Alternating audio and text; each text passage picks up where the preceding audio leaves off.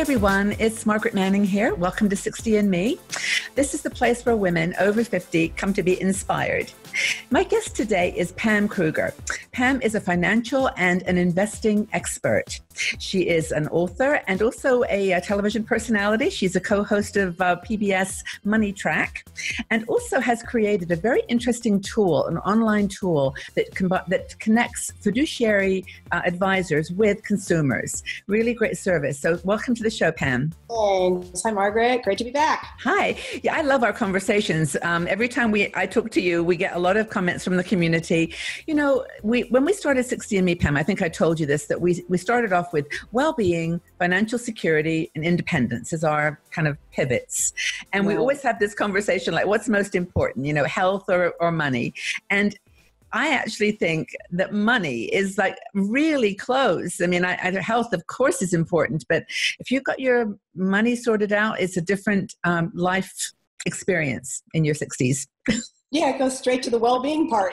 Totally. And independence. Healthy, you know, and you want to experience life, you know, you want to make sure you have enough money, enough blanket to cover the bed. I love that expression. But look, we've got a question here that's come up several times, and it's actually not surprising to me because I think a lot of older women want to leave a legacy beyond their families. There's a lot going on in the world, and we have attached ourselves to causes, and we want to be socially responsible. So what advice would you give to someone who wants to invest in socially responsible businesses or causes, but not run out of money? How do you make money while you're giving money? Is that possible? Yeah, of course, it is possible. And back in the 90s, I would say, is when this socially responsible investing movement really started to take off. And all that means is it kind of poses the question, can I do well financially investing and do good at the same time? What do I have to give up in order to support companies that don't promote child labor, or that don't pollute, or that don't produce cigarettes? So there's no question about it, because on Wealth Ramp, I have people coming to me on a daily basis, and I connect them to fiduciary financial advisors who are independent and they're totally competent because I have vetted them myself. Yeah. And some of them specialize in socially responsible investing. And I'm telling you right now, there's no question about it, that women by far are interested in socially responsible investing compared to men. Really.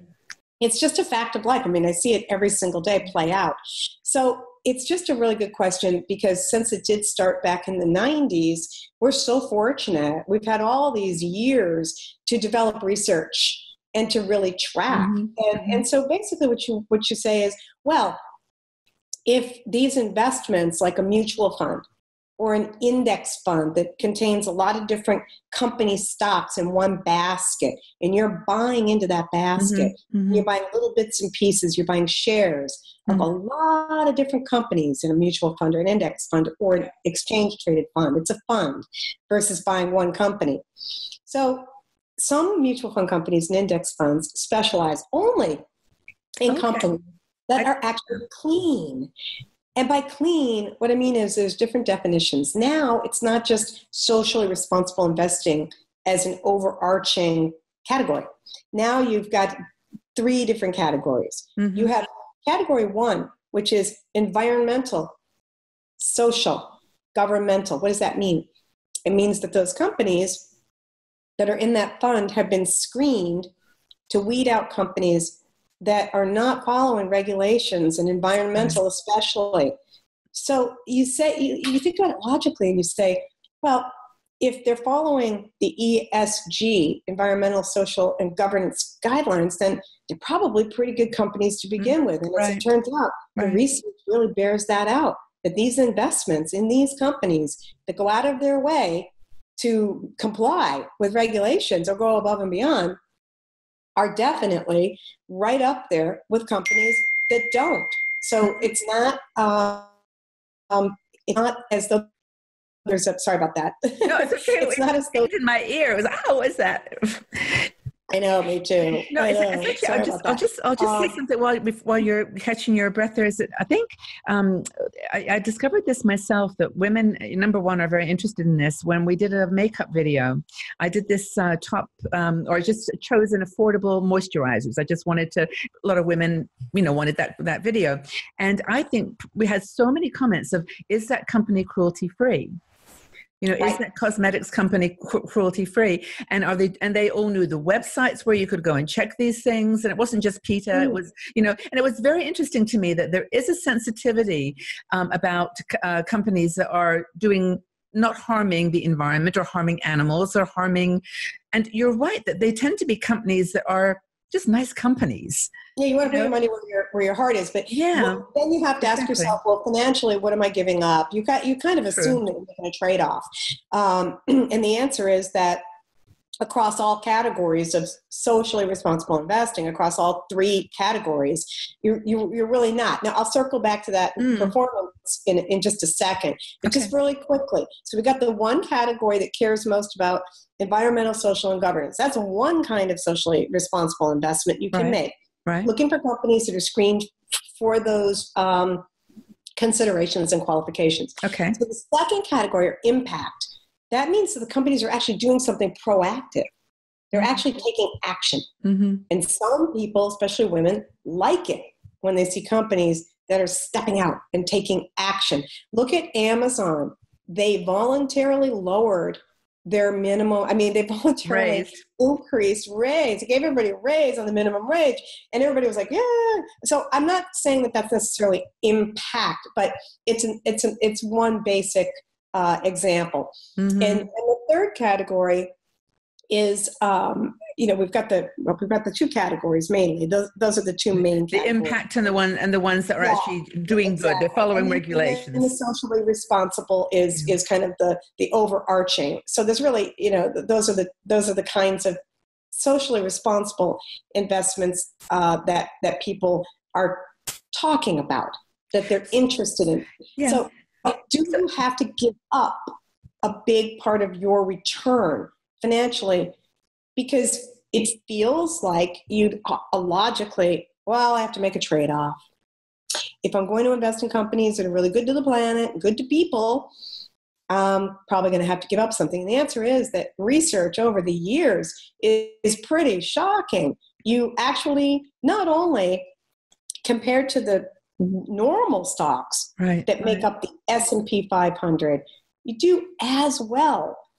And some years, the ESG especially are doing better. And Margaret, now a lot of big pension funds, lots of big pension funds and institutions are taking socially responsible impact investing and ESG investing very seriously and making it part of their requirements, because they know they're covering a lot of people's pensions, and they know that people care about these causes. I think that's really wonderful. And it's like, there seems to be this, maybe it's just the amount of information now that we can get on the internet, and we know what's going on, what the outcome of these companies' efforts are, that we want to support them. So I think it's wonderful that especially older women are taking the lead on this, that they're actually able to show their caring nature, in very practical ways. I was going to ask you about Wealth Ramp, and about if somebody was to go, it's an online tool. If somebody was to go, is there like a question that they can answer that says, I want a fiduciary advisor who cares about socially responsible investing? There absolutely is. It's one of my screening questions, because I'm matching. I want to make a really good fit match between you, the consumer, and one of the advisors I vetted on my platform. So on my platform, I have different advisors who specialize in different things. Okay. So for example, if I have a mom or a grandmother who has a grandchild or a child on the autism spectrum, think about that. That means that you have to save for a third retirement, because that child may never grow up to take care of him or herself. So we have advisors who specialize in special needs planning. We have advisors who specialize in SRI, ESG, in impact investing, socially responsible investing. That's really good. When you indicate that is important to you, then we're going to match you to an advisor. And it's really weird. There's only about 15% of fiduciary financial advisors out there who can actually say that they specialize and they're experts in socially responsible investing. Yeah, now, sure. A normal garden variety financial advisor who's fiduciary competent, qualified, is probably going to say, of course, I'm comfortable, I'm conversant. If someone comes to me, I can show you how companies are screened. I can lead you to index funds and low-cost investments that are socially responsible, and I can educate you, but it's not in my wheelhouse. It's not what I specialize in. So only about 15% of advisors really specialize in it, and about maybe 40% of advisors are comfortable talking about it. Now, women who come to me who are looking for socially responsible are not necessarily saying that it's the most important consideration. Right.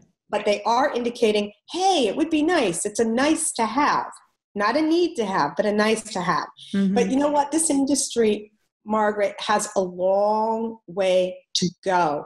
And one of the challenges is that the different funds and the different companies are screened differently. So what might be considered socially responsible to one fund might not ever make it in another fund. The standards are different. Yeah.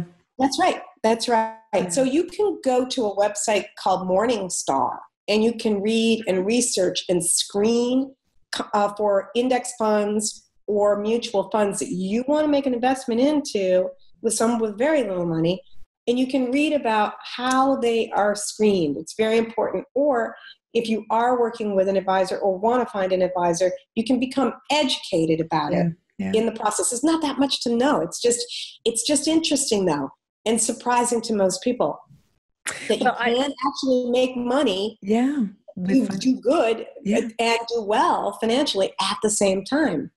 I'm really happy that people like you are around, Pam, because you're making this whole conversation about money and about the choices that you can make and how easy it now is to find people that can support you in programs that are aligned to your values as well as to your, your need, your financial situation.